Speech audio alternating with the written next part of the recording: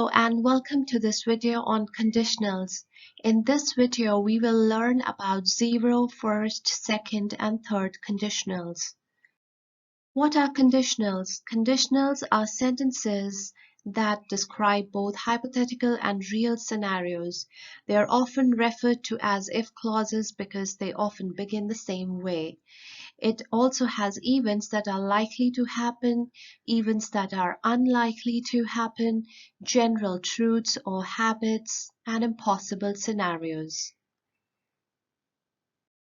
Starting with the zero conditional, we can make a zero conditional sentence with two present simple verbs, one in the if clause and one in the main clause. So if plus simple present will be simple present. If this thing happens, that thing happens. The zero conditional is used to make statements about the real world and often refers to general truths such as scientific facts. In these sentences, the time is now or always, and the situation is real and possible. Let's take a look at few examples. If you freeze water, it becomes a solid. Plants die if they don't get enough water. If my husband has a cold, I usually catch it. If public transport is efficient, people stop using their cars. If you mix red and blue, you get purple. If people eat too much, they get fat. If you touch fire, you get burned. People die if they don't eat. You get water if you mix hydrogen and oxygen. Snakes bite if they are scared. If babies are hungry, they cry. If you heat ice, it melts, or ice melts if you heat. If it rains, the grass gets wet, or the grass gets wet if it rains. If the temperature reaches 0 degrees Celsius, water freezes. You get water if you mix hydrogen and oxygen. Alright, starting with the first conditional. The first conditional has the present simple after if, then the future simple in the other clause. So if plus simple present, then in the main clause it'll always have will plus the base verb. If this thing happens, that thing will happen. It's used to talk about things which might happen in the future. Of course, we can't know what will happen in the future, but this describes possible things which could easily come true. Few examples are, if it rains, I won't go to the park. If I study today, I will go to the party tonight. If I have enough money, I'll buy new branded shoes. She will be late if the train is delayed. She'll miss the bus if she doesn't leave soon. If they do not pass their exam, they will retain in the same class. If Janice is free tomorrow, he'll invite her. If they do not pass their exam, they will retain in the same class. If it rains tomorrow, will you stay at home? If I see her, I'll tell her. If I get paid today, I'll go shopping. If it rains tomorrow, will you stay at home? Now let's take a look at what is the difference between first and zero conditionals. The first conditional describes a particular situation, whereas the zero conditional describes what happens in general. So if a person sits in the sun, he gets burned. If it's a zero conditional example, here I'm talking about every time a person sits in the sun, the burning is a natural consequence of the sitting. On the other hand, if I talk about the first conditional example, if you sit in the sun, you will get burned. Here I'm talking about what will happen today, another day might be different.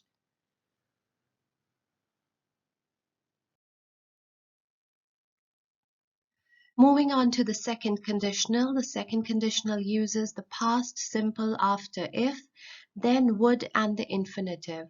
So if clause plus simple past, then the main clause will be would with infinitive. So if this happened, that thing would happen. So the functions will be, imagine life is different. Now, we use a second conditional to talk about things in the future that are unlikely or things that are impossible in the present. Second is hypothetical questions, and of course we can ask second conditional questions too, hypothetical questions to ask someone to imagine what they would do in a different situation.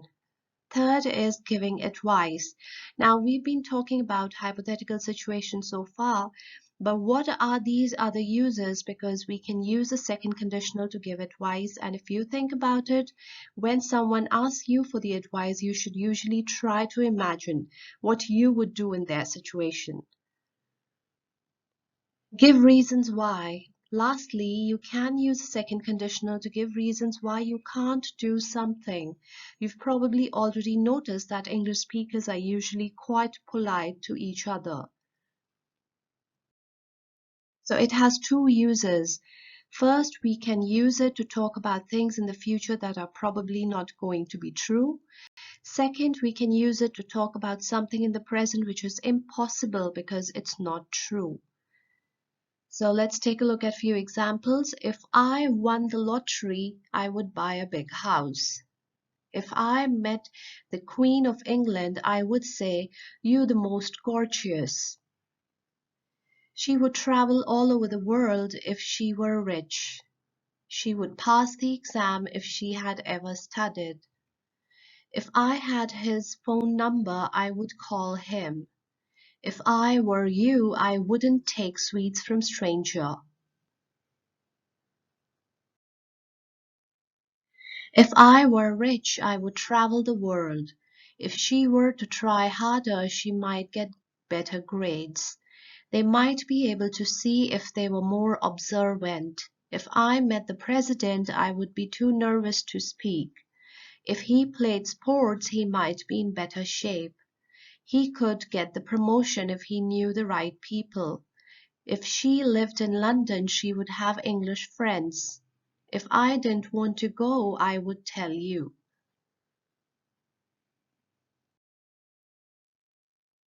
If you won $1 million, would you travel the world?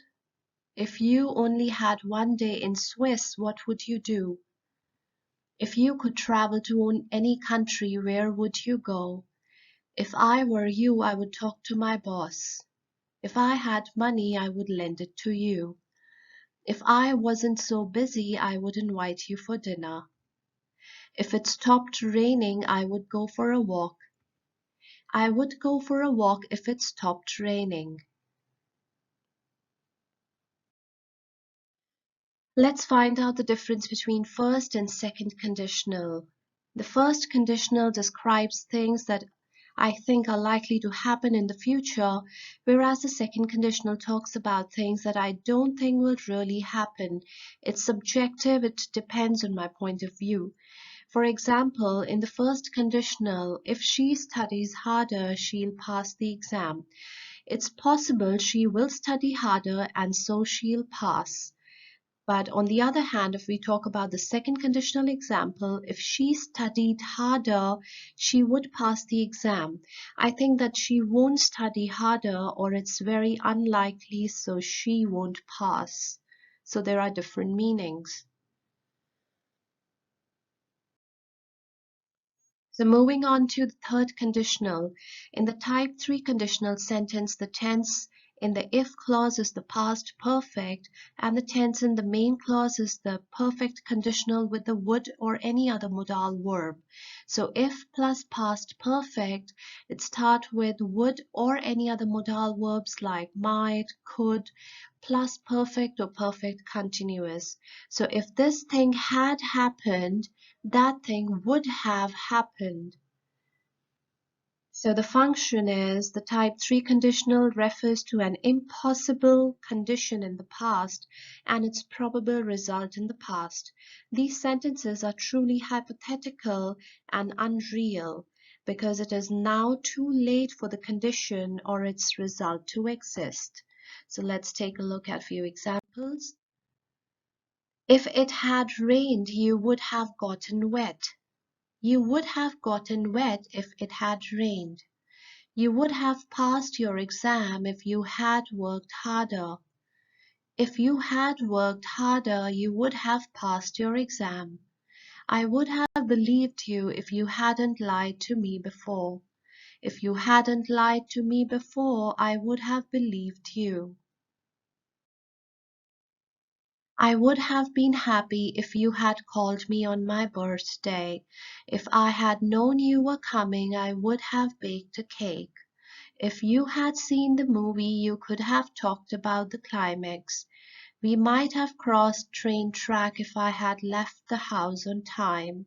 I would have bought you a present if I had known it was your birthday. If you had given me your email, I would have written to you. So thank you friends for watching this video. Keep watching more English grammar videos and don't forget to subscribe to my channel.